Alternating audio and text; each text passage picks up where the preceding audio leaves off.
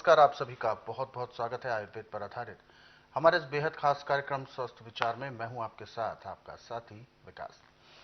दर्शकों, स्वस्थ विचार एक ऐसा कार्यक्रम है जिसमें आपको तमाम ऐसी जानकारी दी जाती है जो आपकी सेहत और आपकी तंदुरुस्ती के लिए बेहतर होती है। इसीलिए हम ये कार्यक्रम लेकर आते हैं ताकि आप अपनी सेहत और अपनी तंदुरुस्ती को मजबूत कर सकें। और इन सभी विषयों में हमारा मार्गदर्शन करते हैं जाने माने आयुर्वेद के ज्ञाता गायत्री सिद्ध पंडित श्री लक्ष्मण दास रतन भारद्वाज जी। आइए सबसे पहले गुरु जी का स्वागत करते हैं और कार्यक्रम की शुरुआत करते हैं। गुरु जी, आपका बहुत बहुत स्वागत है। नमस्कार। नमस्कार। ये कार्यक्रम दर्शकों आप सभी के लिए है।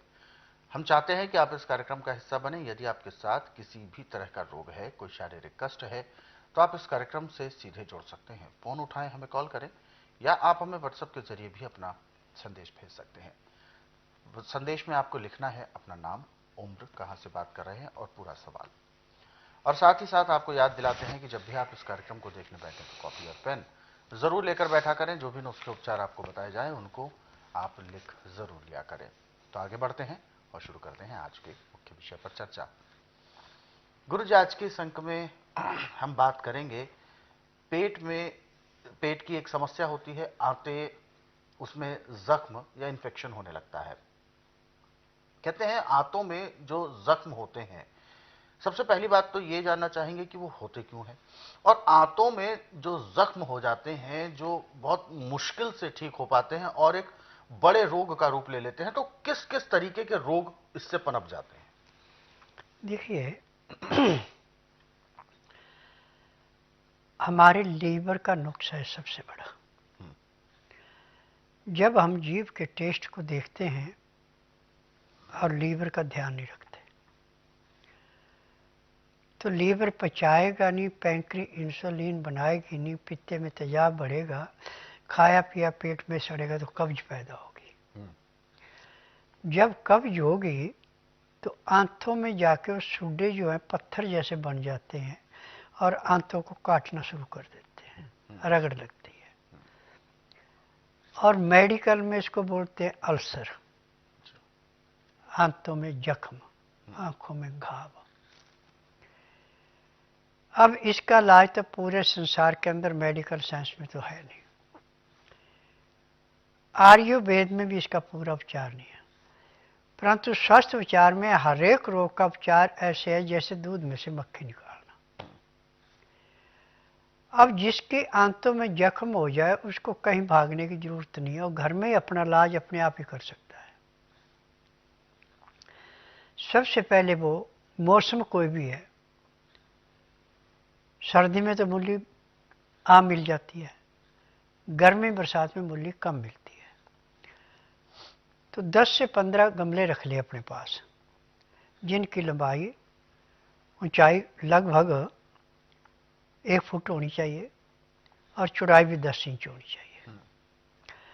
उसमें रेता और गोबर की खाद, मिट्टी को मुलायम करके 4-4, 5-5 बीज मूली के बीज दें, और ऊपर से अखबार का कागज या जूट का जो बोरा होता है वो रख दें। 3 दिन के बाद उसको उठा दें। 3 दिन बाद जब उठाएंगे तो आपकी मूली अंकुरित हो चुकी होगी। अब उसको थोड़ा सा पानी का छिट्टा मार दें। हर रोज 1 गमला बोना आपने, ये नहीं कि एक दिन सारे गमले बो दिए। तो हर रोज ऐसे ही करते जाना। अब गर्मी का मौसम है तो इसको छाया में रखना गमले को, और सर्दी का मौसम है तो धूप में रखना। बरसात का मौसम है तो भी इसको छाया में रखना, क्योंकि गर्मी ज़्यादा होती है, गर्मी मूली बर्दाश्त नहीं करती। सुबह सूर्योदय होने से पहले आप 50 ग्राम पानी 1 गमले में छिड़काव कर दें। फिर 12 से 1 बजे आपको कम से कम 20 से 25 ग्राम पानी दोबारा स्प्रे करना है। फिर शाम को दिन अस्त होने से घंटा 1.5 घंटा पहले फिर 20-25 ग्राम पानी स्प्रे कर देना। तो उससे मूली जैसे सर्दियों में बढ़ती है ऐसे ही बढ़ेगी। अच्छा। और 20 दिन में मूली बढ़ना शुरू हो जाती है और 40 दिन में पूरा आकार ले लेती है। सर्दियों की मूली ज़्यादा लंबी भी होती है और ज़्यादा तिखी नहीं होती। अच्छा। परंतु गर्मियों की मूली तिखी ज़्यादा होती है और तिखापन ही सबसे ज़्यादा लाभदायक है। अच्छा। फ्लोरीन नमक, मैग्नीशियम नमक, सोडियम नमक, ये इसके अंदर ज़्यादा। इस महक में आंतों के जख्म तो ऐसे भरते हैं जैसे एक रोड का मजदूर दाएं बाएं की मिट्टी लाके गड्ढे को भर के गाड़ी का जंप बंद कर देता है, ऐसे आंतों में जो जख्म थे उनको भर देता है। और पेट भी मूली खाने से ऐसे साफ होता है जैसे सिर के ऊपर से बोझ फेंकते हैं, कब्ज टूट जाती है। लीवर काम करता है, पैंक्रियाज इंसुलिन बनाती, पित्ते का तेजाब नॉर्मल होता है, खाया पिया पचता, उसको जाके गुर्दे साफ करते हैं और साफ खून जब तिल्ली को दिया जाता है दिल को देती है और दिल को फेफड़ों से ऑक्सीजन पूरी मिलती है, रोग खत्म हो गया। बिल्कुल। जो जख्म किसी चीज से न भरे वो मूली भरती है। और जिसके रेड सेल कम है उसको मूली और गाजर पूरा करती है। परंतु एक बार का ध्यान रखना कि जब भी आपने मूली का रस लेना है तो उसमें नमक नहीं डालना। अच्छा। नींबू का रस 2-4 बूंदे डाल सकते हैं। नींबू मूली का मिलाप है और मूली कभी भी आपने खानी है तो पत्ता उसका जरूर खाएं। जी। पत्ता नहीं खाया तो मूली तो हर एक चीज आजमा करे खुद आजमा नहीं होगी। तो इस करके पत्ता और मूली जरूर खाएं। मूली को छिलना नहीं है, पत्ता सख्त नहीं लेना, नरम पत्ता लेना और मूली में बीच में ऐसे चीरा लगा के और उसके अंदर 2-4 बूंद नींबू की डाल दो, फिर खाओ।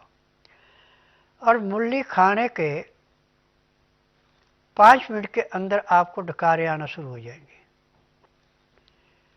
और वो डकारें नाक में चढ़ती हैं, आंखों में पानी गिरता है।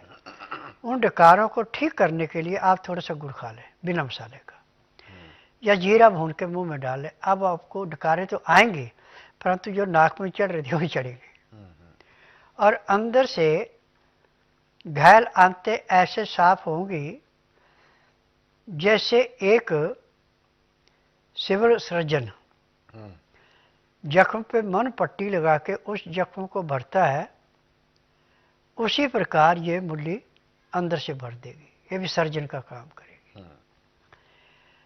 अब इसमें 2 चीजों पे ध्यान रखना कि जब तक उसका पेट अच्छे ढंग से साफ नहीं हुआ, पेट में दर्द, तब तक उसको अन्न नहीं देना।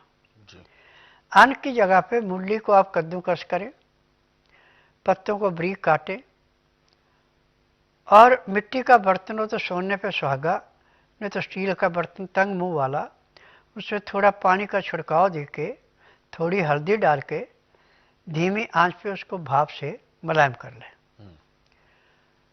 और उसके बाद जब खाने लगना है तो उसमें 5-4 बूंद नींबू की डाल लेनी, उसी से अपना निर्वाह करें। तो आपके चाहे सालों पुराने जख्म है आंतों के, 1 महीने में जख्म समाप्त हो जाएंगे। अब जब आपका पेट अच्छा साफ हो रहा है, पेशाब ठीक आ रहा है, अब आपको कोई तकलीफ नहीं है, तो सबसे पहले जो आपने खाना खाना है वो बासमती के चावल और साब्त मूंग की दाल।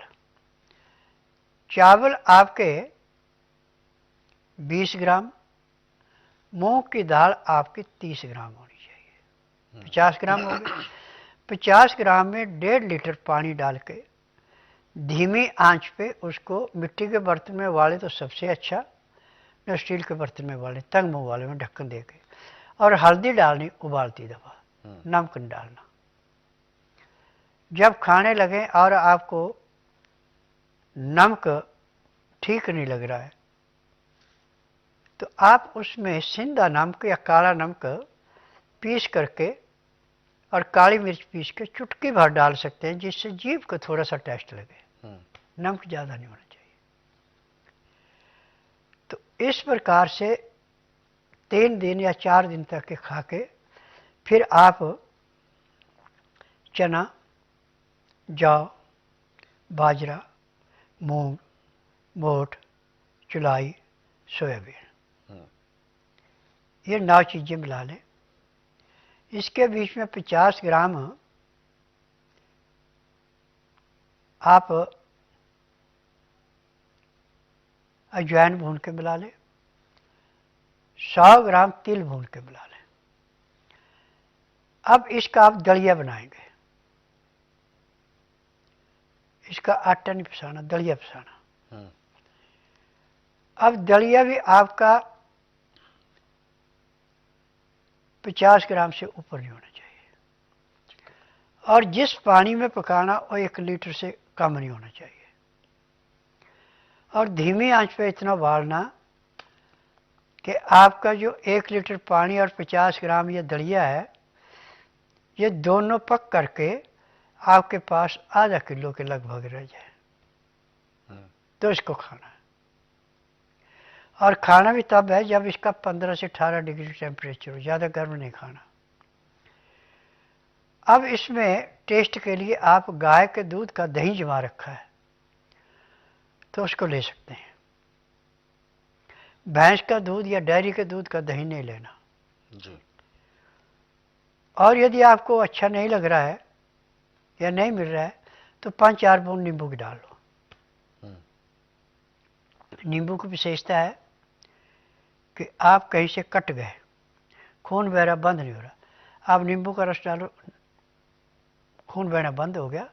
और डॉक्टर के पास आप 10 या 15 मिनट बाद जाते हैं कि इसमें टांका लगाए, तो आपको 10 तो गालियाँ निकालेगा और कहेगा हफ्ते का जब मैं इसमें टांके लगाऊंगा। इतनी जल्दी नींबू बहते खून को बंद करता है, असर करता है।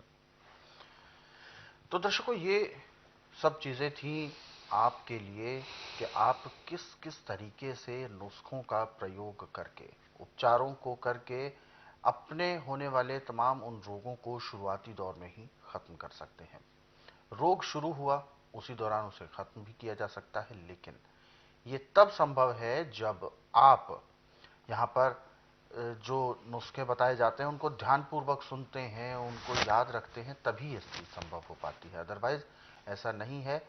नुस्खे सही प्रक्रिया में करेंगे तभी आपको लाभ भी मिलेगा। और ऐसे बहुत सारे नुस्खे हैं, बहुत सारे उपचार हैं जिनको आप यदि पढ़ना चाहें तो स्वस्थ विचार पुस्तकों के जरिए भी पढ़ सकते हैं। इन पुस्तकों को रोजाना 10 से 15 मिनट भी आप पढ़ते हैं तो अधिकांश रोगों को आप घर बैठे दूर कर सकते हैं। पुस्तकें मंगवाने के लिए आप हेल्पलाइन नंबर पर कॉल करें, नंबर आपकी टीवी स्क्रीन पर है। और यदि आप इस कार्यक्रम में अभी जुड़ना चाहते हैं तो बिल्कुल भी देर ना करें, फोन उठाएं, हमें कॉल करें, या आप हमें व्हाट्सएप के जरिए अपना संदेश भेज सकते हैं।